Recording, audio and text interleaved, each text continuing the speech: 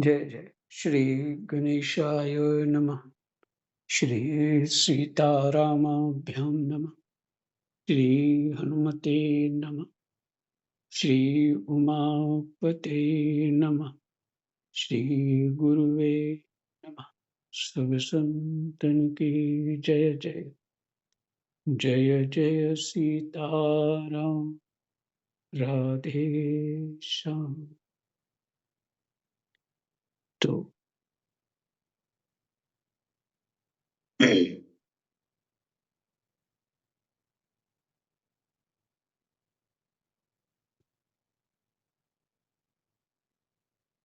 पीछे का एक श्लोक पढ़ना है। यद्यपि साधु पुरुष समदर्शी होते हैं, फिर भी उनका समागम दरिद्र के लिए ही सुलभ है।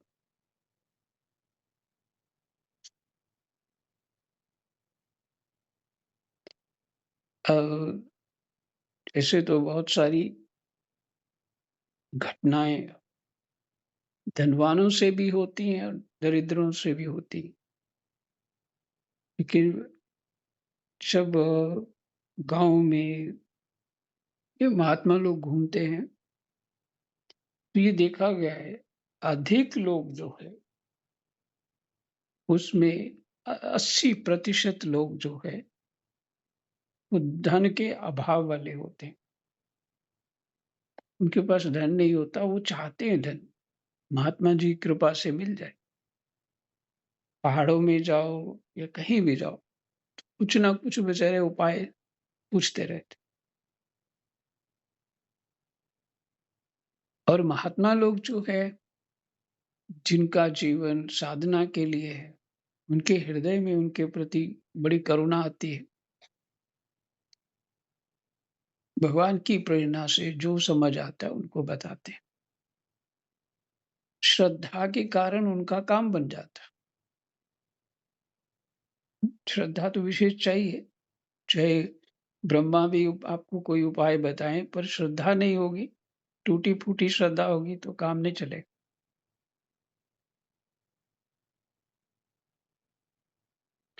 और कोई धनवान या बड़ा पढ़ा लिखा आदमी पहाड़ों में जाएगा, जो धनवान भी है पढ़ा लिखा भी है, तो एक अच्छा महात्मा ढूंढने जाएगा। तो अच्छा महात्मा किसको अपनी बुद्धि से परख करेगा। हम्म? कैसा रहता है, कैसा बोलता है, इसके चित्त में क्या है, इत्यादि सब बातें परख करेगा। और उसको कहीं भी कोई कुछ ढंग का मिलेगा नहीं। और घूम फिर के वो आ जाएगा कि अब वैसे महात्मा नहीं रहे जो पहले हुआ करते थे। या जिसके साथ कोई उसका संस्कार होगा, लेन देन होना होगा, वो उसको पसंद आ जाएगा, क्योंकि संस्कारवश लेन देन होता है तो पसंद आ जाएगा।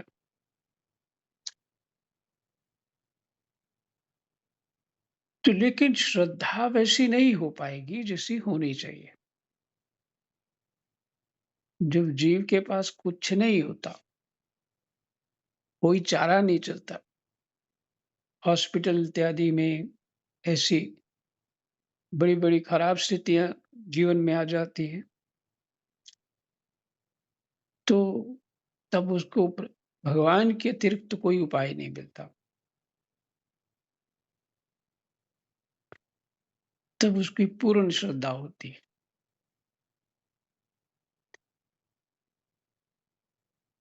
और श्रद्धा,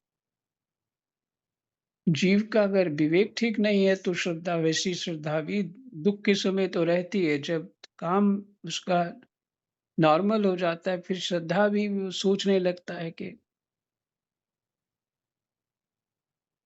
भगवान ने तो किया, पर पक्का नहीं है किया कि नहीं किया। श्रद्धा टूटने लग जाती है। तो जो अभाव पूर्ण जीवन है, जिनका, पहाड़ों में महात्मा घूमते हैं, उन लोगों के पास कोई अधिक धन भी नहीं होता, खाने-पीने का अपना सामान जुटा लेते हैं, जैसे-तैसे वो मक्की बा जो भी चावल इत्यादि उनके पास आटा इत्यादि होते हैं, तो महात्मा घूमते तो वही देते हैं वो लोग। फिर महात्माओं को बड़ा आदर करते हैं पहाड़ों में। अभी भी जो महात्मा ऐसे घूमते हैं, पैदल घूमते हैं, बहुत आदर करते हैं, रखते हैं और ऐसा आदर कहीं नहीं मिलता जैसे वो उन महात्माओं को मिलता है। तो अब विचार करिए, जो ये शब्द लिखा है यहाँ,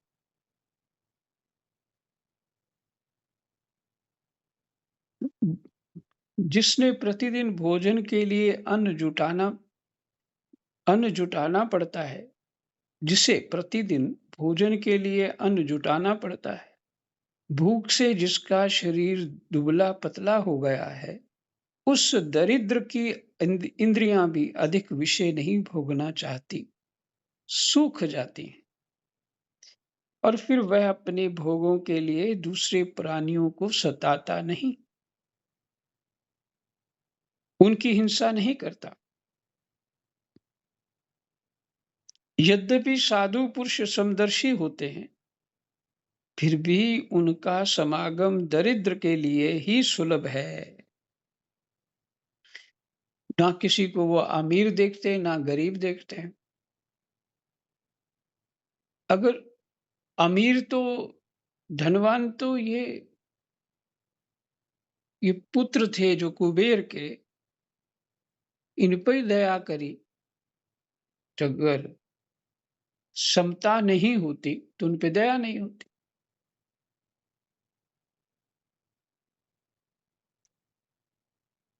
तो उनको सबके प्रति, ऐसे महापुरुषों को सबके प्रति समानता होती है, एक दृष्टि रहती है, क्योंकि उसके भोग तो पहले से ही छूटे हुए हैं।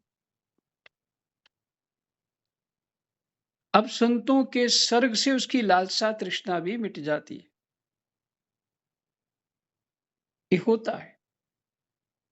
बड़े सारे महात्मा कुछ ऐसे भी बन जाते हैं कि चलो महात्मा बन जाएंगे तो किसी आश्रम में महंत बन जाएंगे तो धन इत्यादि मिल जाएगा, तो जीवन अच्छा निकल जाएगा, या जो भी चित्त में हो। लेकिन जब सत्संग वहां होता है, बहुत सारे महात्माओं की ऐसी घटना है, सत्संग होता है तो जो तृष्णा होती है वो भी चली आती है उसकी वहां। ये तो देखा हमने। कोई महंत बनना या कोई बड़ा आदमी बनना ऐसा कुछ नहीं, नहीं, वो फिर एकदम ऐसी भागवत जी मिल जाए, फिर कहाँ वो रहेगी चित्त में।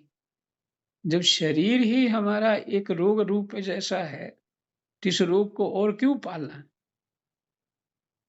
जब अहम ही दृढ़ करना है, हम्म, अज्ञान से, तो ज्ञान से अहम दृढ़ नहीं हो सकता। जो जो अज्ञान से जिसको हमने पकड़ रखा है, ज्ञान होने पे स्वतः ही छोड़ दोगे, क्योंकि समस्या वही है कि तुम छोड़ना नहीं चाहते, हाँ, भार उठा के ही रखना चाहते हो अपनी पीठ पे। तो बहुत सारी चित्त में बातें लेके बैठे रहना, सुख दुख की भावनाओं की।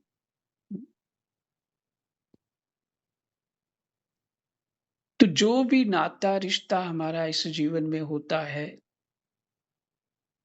तो जो लोग कर्म को समझते हैं, नाता रिश्ता जो भी पति पत्नी हो, बच्चे हो, रिश्तेदार नातेदार जो भी हो, ये सब लेन देन के कारण होता है।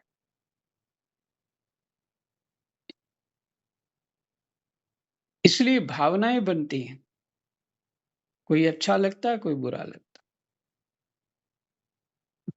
तो लेन देन जो है, कर्म का सिद्धांत जो है वो घट रहा है। कहीं कोई ऐसा नहीं है कि बिना कारण लेन देन के कोई किसी से मिलता है, ऐसा नहीं है।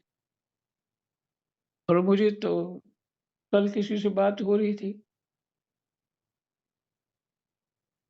कि हम सब लोग किसी की प्रेरणा से जुड़ गए ना ये सत्संग में। तो प्रेरणा वही अदृष्ट की है। अदृष्ट कौन है? प्रारब्ध।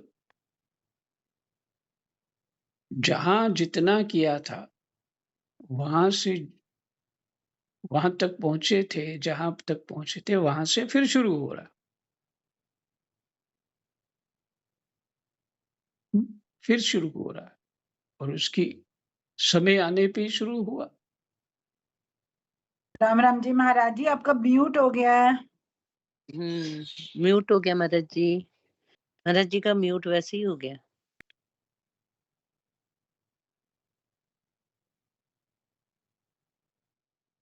हाँ, कहाँ से कौन सा शब्द अंतिम शब्द सुना आपने?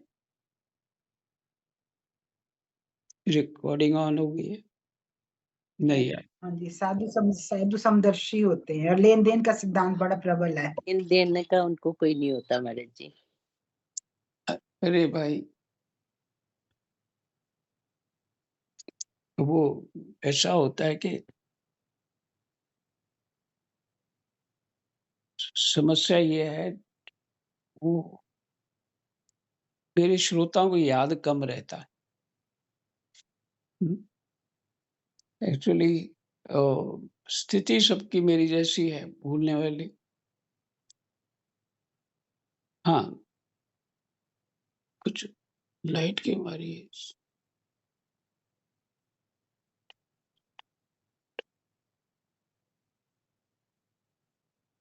अच्छा, पता नहीं क्या। तो मैं ये कह रहा था, जो आप लोग अभी सुन रहे हैं, है ना? ये सभी लोग इकट्ठे कैसे हो गए?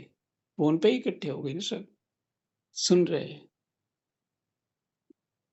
तो जहाँ से आपको सुनना है, जो पिछला अदृष्ट अदृष्ट जो अदृष्ट में नहीं प्रारब्ध है, जहाँ से मिलना है, जहाँ से सुनना है, वो वहीं से प्राप्त हो रहा है।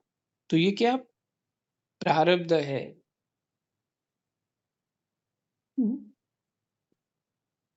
नहीं तो चित्त नहीं लगता। और कईयों ने जॉइन भी किया होगा, चित्त नहीं लगा होगा, और कईयों का लग गया। तो बहुत सारी बातें इसमें। तो जो प्रारब्ध के बिना कोई लेन देन नहीं होता,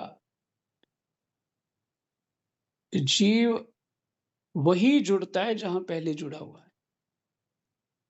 ठीक है, वही रिश्तेदार बनते हैं और वही और संबंधी बनते हैं। वही मित्रता होती है, वही शत्रुता होती है जहां जो लेन देन होता।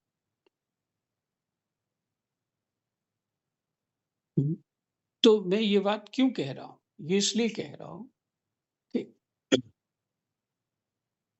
जितना भी संबंध मेरा संसार में है, वो कोई भी पक्का संबंध नहीं है। सब टेम्पररी संबंध है और लेन देन का संबंध है।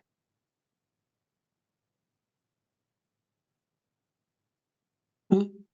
जीव की दृष्टि ही स्वार्थ होती है। परमात्मा ने रचा ही ऐसा, स्वार्थ बुद्धि रहती है। और जहां उसका स्वार्थ कोई पूरा नहीं कर रहा है, तो बोल देता है इसने मेरे को इस्तेमाल किया या ठग लिया। ये मेरे भाई बहन कैसे हैं, मेरे पास अभाव है बहुत, ये मेरे को देख रेख नहीं करते कुछ भी। तो ऐसे भाइयों बहनों का क्या करना? छोड़ो सबको, है ना? तो ये क्या कारण है? भाई बहन लेन देन के कारण हुए ना। फिर वो स्वतः ही जीव मानता है इस बात को कि मुझे मिल नहीं रहा, तो इसलिए छोड़ो इनको।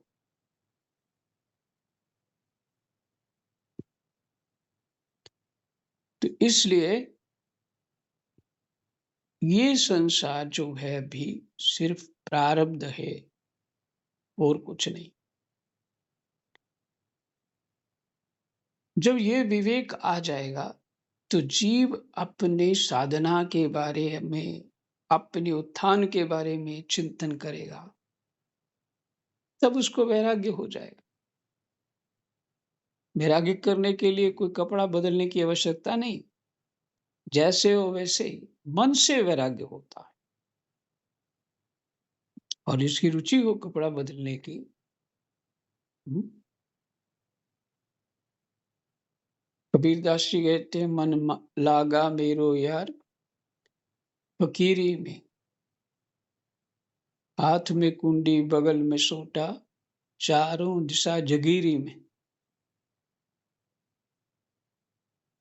हम्म, जिसकी ऐसी रुचि हो गई वो कर सकता है। वैसे शास्त्र कह रहे उससे तुम्हारा वैराग्य दृढ़ होगा। इसलिए पहले भिक्षा मांगते थे साधु लोग, पेड़ के नीचे रहते, कहीं छाया के, कहीं घर के आगे पड़े रहते, तो रात निकल जाते, फिर आगे चले पड़ते। उसका कि कहीं भी चित्त ना लगे मेरा, कोई भी जगह अच्छी नहीं, कोई बुरी नहीं, चलते रहते, भजन करते रहते और भिक्षा मांग के पेट भरते रहते। उस संसार को ही अपना घर मान करके सुख दुख जो भी प्राप्त होता उसको स्वीकार करते, परमात्मा पे ही भरोसा होता, क्योंकि तो कोई वस्तु है ही नहीं उनके पास, खाली झोली, कुछ भी नहीं। तो वो चलते रहते, तो ये कहीं भी चित्त ना लगे। ये वैराग्य दृढ़ करने के लिए और अहम का नाश करने के लिए, हृदय में नम्रता उतारने के लिए। इसलिए वो पूज्य क्यों नहीं है? वो पूज्य है क्योंकि भगवान को ऐसा जीवात्मा ही प्रिय है।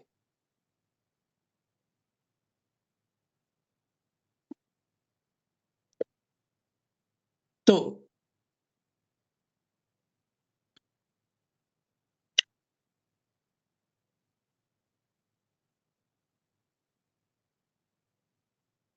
हमारा मस्तक ये कहाँ गया? कुछ गड़बड़ है। हाँ, यद्यपि साधु पुरुष दर्शी होते हैं, फिर भी उनका समागम दरिद्र के लिए ही सुलभ है। ये कारण बताए। तो जो संसार में गरीबी है, अध्यात्म दृष्टि में ये कोई गरीबी नहीं, क्योंकि महात्मा ज्ञानवान होके भी तो ऐसे ही रहते हैं।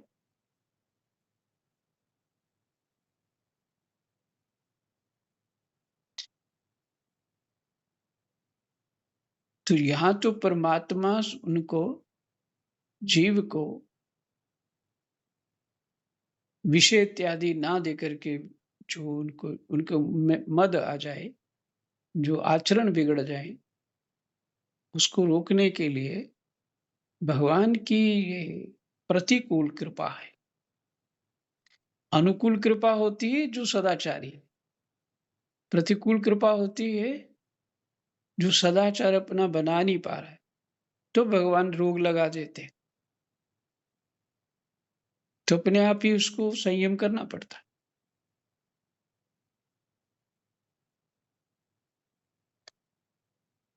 भाई रोग भी परमात्मा की कृपा है, समझ में आए तो। हम्म, फिर कभी इस पे बात करूंगा। आज तो समय ही पीछे पीछे वाली बातों से ही पूरा हो रहा है, क्योंकि उसके भोग तो पहले ही छूटे हुए हैं। अब संतों के संग से उसकी लालसा तृष्णा भी मिट जाती है। ये आपको बता रहा था। संतों के संग से जो तृष्णा जीव घर से निकलता है, मैं सिद्ध बन जाऊंगा, ये करूंगा, भजन करूंगा, मेरा नाम हो जाएगा इत्यादि, लेकिन जब संतों के संग करता है तो सारी जो तृष्णाएँ हैं वो समाप्त। वो वैसा बना लेते हैं जो जैसे वो जैसे स्वयं होते हैं।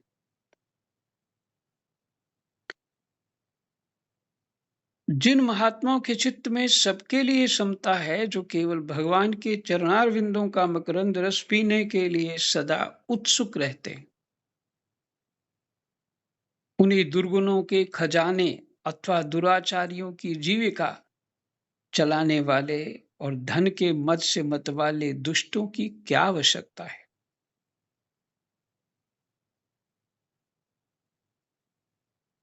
वे तो उनकी उपेक्षा के ही पात्र हैं।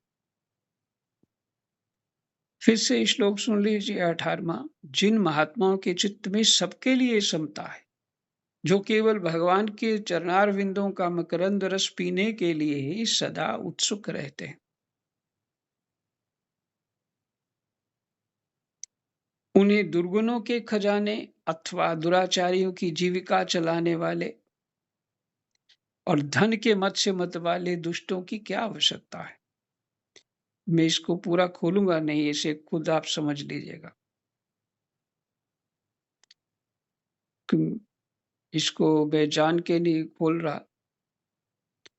उन्हें दुर्गुणों के खजाने अथवा दुराचारियों की जीविका चलाने वाले और धन के मद से मतवाले दुष्टों की क्या आवश्यकता है।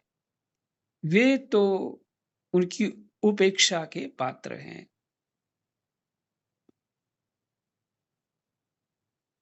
हो सके तो आप लोग मुझे इसका खुद बताएंगे, पर मैं जान के नहीं बता रहा। और इसके पीछे मैं बहुत चर्चा कर चुका हूं इसी श्लोक के ऊपर।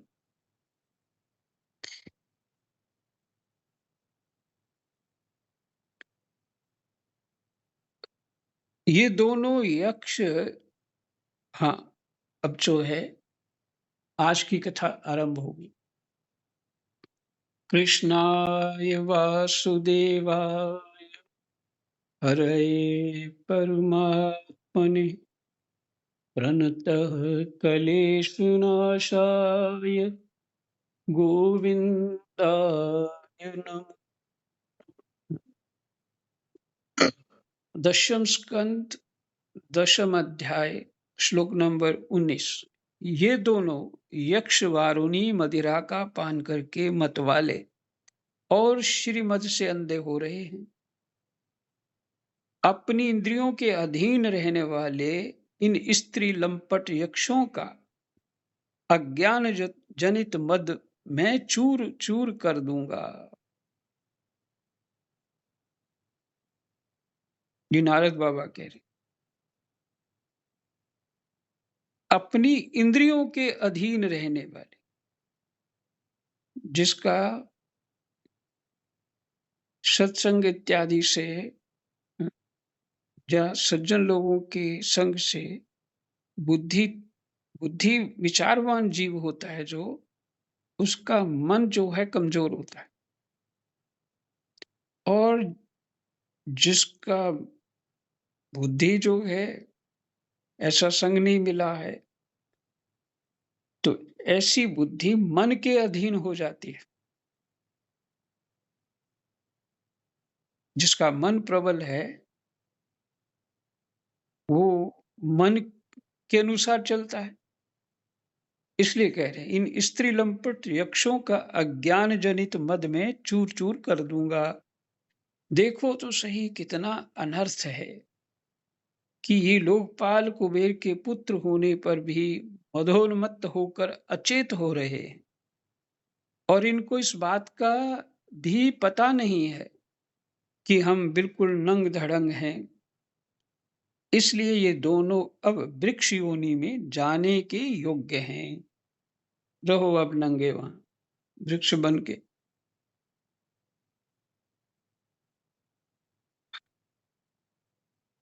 इसलिए ये दोनों अब वृक्ष योनि के में जाने के योग्य हैं।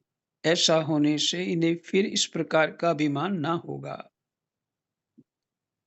सबक मिल जाएगा, सावधान हो जाएंगे। वृक्ष योनि में जाने पर भी मेरी कृपा से इन्हें भगवान की स्मृति बनी रहेगी और मेरे अनुग्रह से देवताओं के 100 वर्ष बीतने पर इन्हें भगवान श्री कृष्ण का सानिध्य प्राप्त होगा और फिर भगवान के चरणों में परम प्रेम प्राप्त करके ये अपने लोक में चले जाएंगे।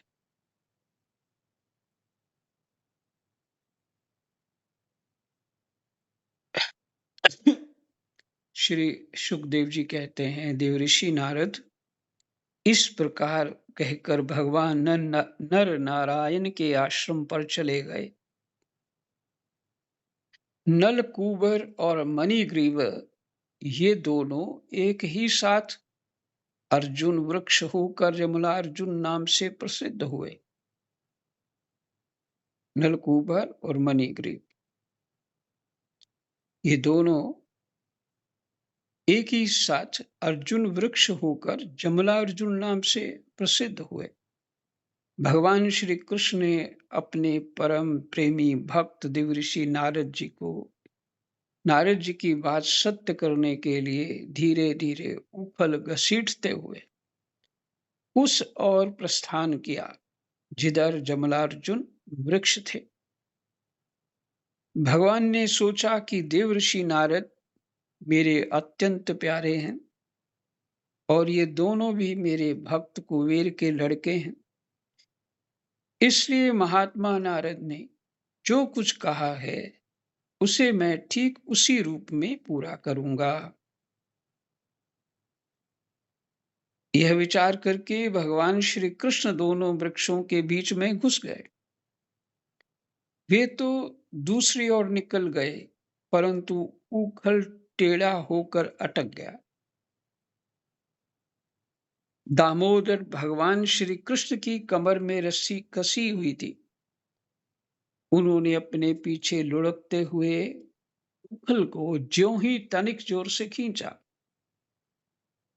त्यों ही पेड़ों की सारी जड़ें उखड़ गईं। समस्त बल विक्रम के केंद्र भगवान का तनिक सा जोर लगते ही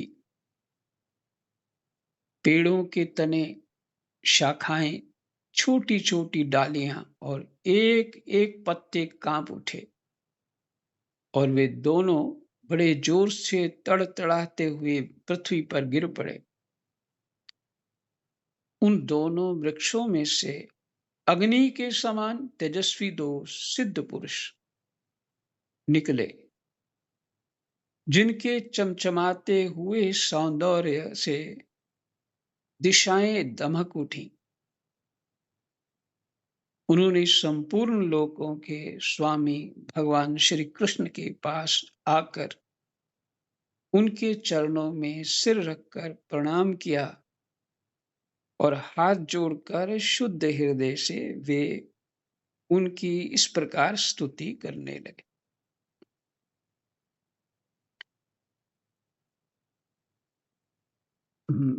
यही विश्राम करते हैं आज का पाठ। कृष्णाय वासुदेवाय